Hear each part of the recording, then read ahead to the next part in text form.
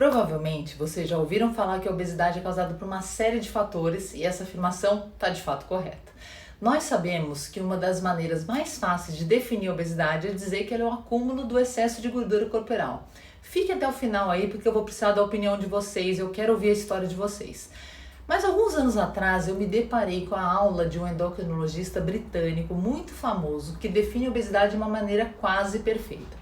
Eu vou falar quase, porque nesses muitos anos tratando obesidade, lidando com os pacientes portadores de obesidade, eu posso de fato acrescentar um item mais aí para esses dois primeiros que ele pontua. Então vamos lá, o que ele pontua?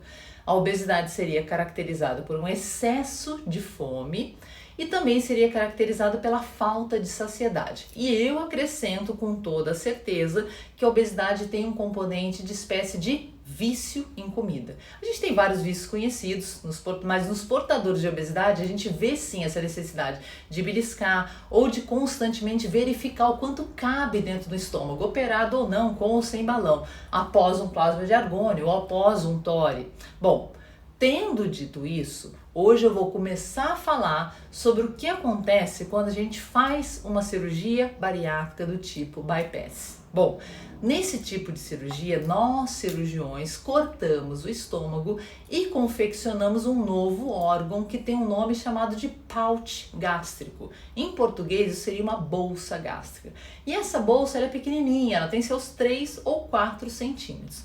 As cirurgias mais antigas de bypass costumavam ter pouches mais longos, de 9 ou 10 centímetros, mas o cirurgião colocava um anel, também conhecido como banda gástrica, no meio dessa bolsa para poder segurar o alimento. No final acabava ficando uma espécie de ampulheta. Com o passar do tempo, nós fomos aprendendo que esse anel poderia gerar uma série de complicações, desde nutricionais, com o paciente apresentando entalamentos e optando por comer comidas mais pastosas e assim acaba desenvolvendo um quadro onde acaba preferindo uma alimentação mais rica em carboidratos, porque a digestão desse macronutriente já começa na boca, com a saliva, com a ptialina, e portanto são alimentos que chegam ao estômago de uma maneira mais amolecida e passam facilmente pelo anel. Outras complicações são decorrentes da migração desse anel que sai do lugar ou erode e entra para dentro da bolsa gástrica, ou seja, ele está do lado de fora, mas ele com a pressão constante vai desgastando a parede do estômago e literalmente vai entrar. Muitas vezes nós conseguimos tirar esse anel com a ajuda de procedimentos endoscópicos. Bom, além da confecção dessa pequena bolsa, a gente emenda o estômago pequeno, uma porção do intestino delgado que se chama jejuno. Então a gente desvia, ou seja, a gente faz um bypass, porque esse é o termo em inglês, e a gente remove a primeira porção do intestino, que é chamado de duodeno, do seu papel da digestão. Ela não sai, continua lá, mas não participa mais. Quando isso acontece, não temos só um novo estômago pequeno que cabe bem menos comida, isso é óbvio. A gente tem também uma alteração na habilidade de absorver muitas das calorias e nutrientes, uma vez que o duodeno não está mais no jogo, por assim dizer. Então essa é uma cirurgia que tem um grande poder de oferecer um grande percentual de perda de peso. Quando a gente fala em um grande percentual, o que a gente está falando? Nós estamos falando de uma média de 35% a 40% do peso corporal total. Então, se uma pessoa que faz o bypass pesando 100 quilos na ocasião do procedimento, a gente espera que após alguns meses essa pessoa perca de 35 a 40 quilos. Mas isso é uma média. Então, se isso não se perde essa média, a gente precisa começar a iniciar uma investigação. É claro que a gente precisa aguardar cerca de um ano, talvez 18 meses, para tomar essa decisão, para pesquisar as causas vamos colocar dessa maneira assim, insucesso da cirurgia, porque nós sabemos que a cirurgia por si só não faz milagre. É necessária toda uma equipe multidisciplinar envolvendo no mínimo um nutricionista, um psicólogo, além do cirurgião, para que os hábitos alimentares se modifiquem, ou seja, para que a nossa cabeça mude. Outro fato muito importante é que nenhum outro procedimento endoscópico ou cirúrgico vai voltar a fazer o milagre do pós-bariátrica.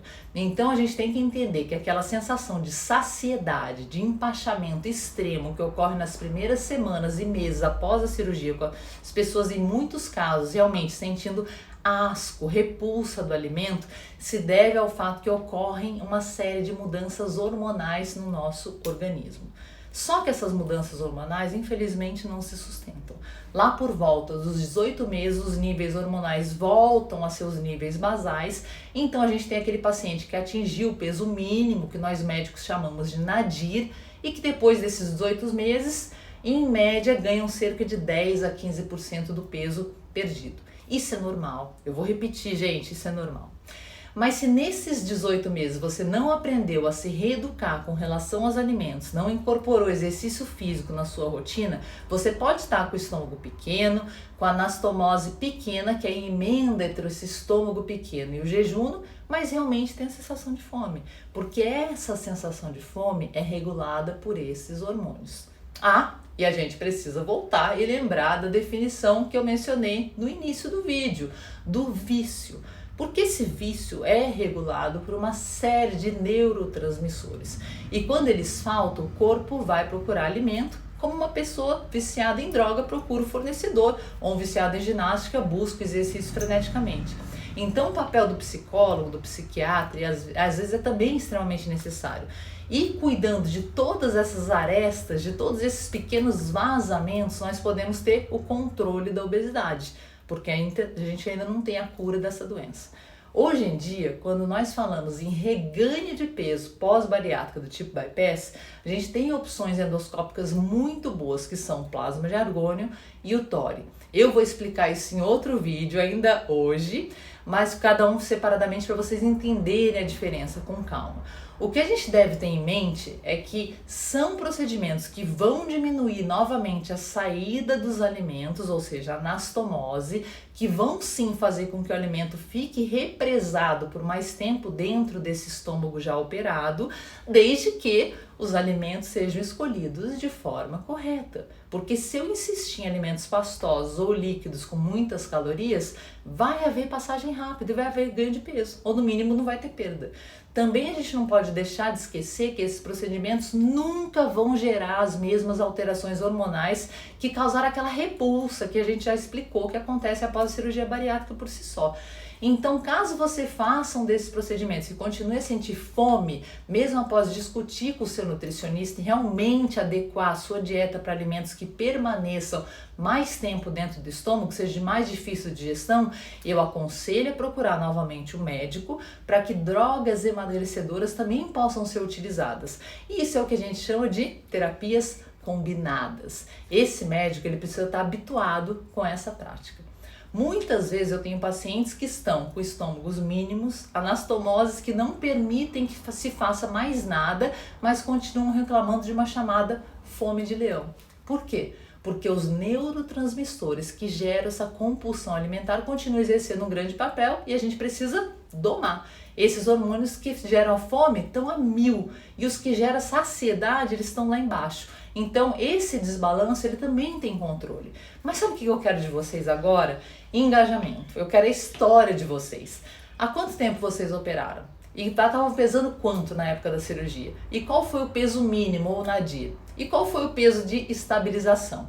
Se teve reganho, de quantos quilos? Começou quanto tempo depois? E qual o maior culpado desse reganho?